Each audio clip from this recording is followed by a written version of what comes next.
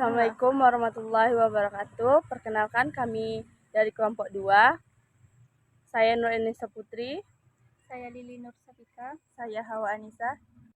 Baiklah, kami di sini akan mempresentasikan hasil kerja kelompok kami yang berjudul Metode pemanasan dengan uap air dan tekanan.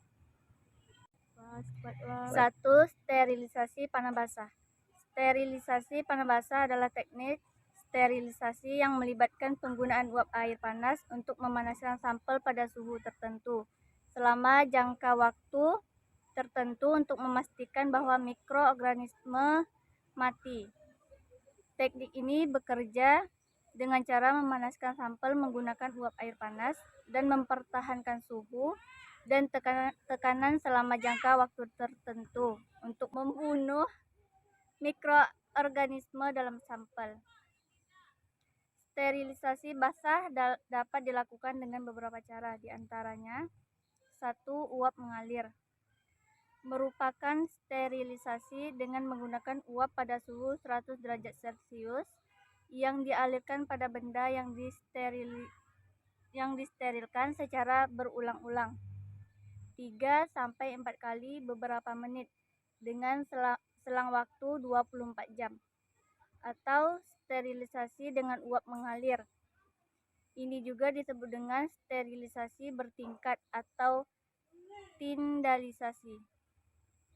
Keuntungan cara ini ialah tidak membutuhkan alat khusus, namun kerugiannya membutuhkan waktu yang lama.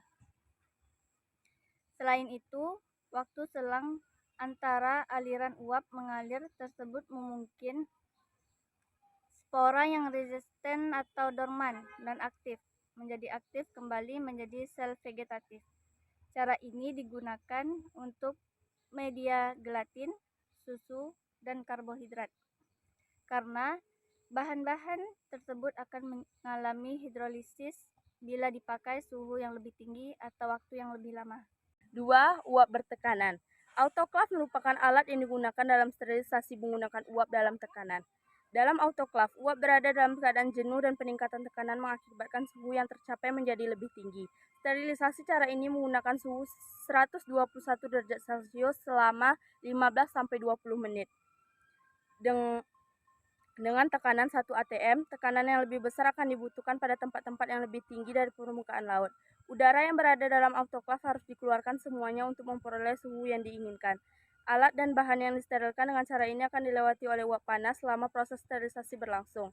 Sehingga bahan-bahan yang disterilisasi dengan cara ini harus yang bersifat permeabel terhadap uap panas dan tidak rusak pada suhu 110-121 derajat Celcius. Panas lembab sangat efektif untuk mensterilisasikan bahan dan alat meskipun pada suhu yang tidak terlalu tinggi. Karena ketika uap air berkondensasi pada bahan dan alat yang disterilkan, dilepaskan panas sebanyak 686 kalori per gram uap air pada suhu 121 derajat Celcius. Sterilisasi cara ini efektif untuk mikroorganisme baik vegetatif maupun spora.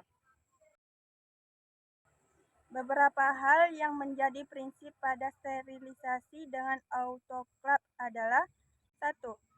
Sterilisasi bergantung pada uap sehingga udara harus benar-benar dikosongkan dari sterilisator. 2. Semua bagian bahan yang disterilkan harus benar-benar dilalui oleh uap panas sehingga labu kosong dan tabung sebaiknya diletakkan dengan posisi tidur agar udara tidak terperangkap di dasarnya. 3. Bahan-bahan yang berpori atau yang berbentuk cair harus dipermeabel terhadap uap. 4. Suhu yang harus mencapai 121 derajat Celcius dan dipertahankan selama 15-20 menit. Kelebihan dan kekurangannya. Teknik sterilisasi pemanasan dengan uap dan tekanan memiliki kelebihan dan kekurangan. Kelebihannya, teknik ini sangat efektif dalam membunuh mikroorganisme, bahkan pada spora yang sangat tahan terhadap sterilisasi. Selain itu, teknik ini juga relatif murah dan mudah dilakukan. Namun, kekurangannya adalah Teknik ini dibutuhkan peralatan khusus dalam waktu yang cukup lama untuk memastikan bahwa mikroorganisme benar-benar mati. Baiklah, sekian presentasi hasil kerja kelompok kami. Kami ucapkan terima kasih. Wassalamualaikum warahmatullahi wabarakatuh.